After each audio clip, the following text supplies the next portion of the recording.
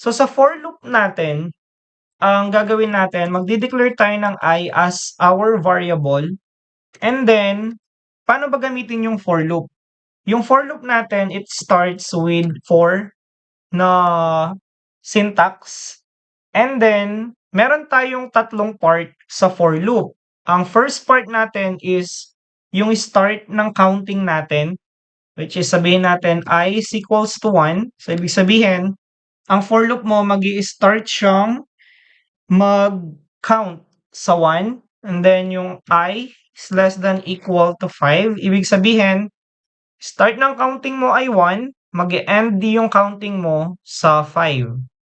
And then, I++ for incrementation.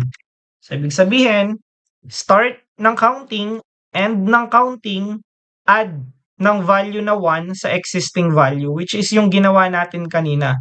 So, kung existing value mo ay 1, mag-a-add ka ng 1 para maging 2 siya hanggang makapunta siya sa 5 na value. So, I ito. Now, inside ng ating for loop, lalagay natin yung printf natin. Then, lalagay nyo yung %d, then, comma, and then yung variable na I natin, then semicolon. So, ibig sabihin, printing lang to ng value ng for loop natin. So, kapag nirun natin yung program, yan siya. Kung mapapansin nyo, 1, 2, 3, 4, and 5 yung numbers natin ngayon. So, kung gusto nyo siyang hindi dikit-dikit, lalagyan nyo yung /n natin and then i-run nyo yung program.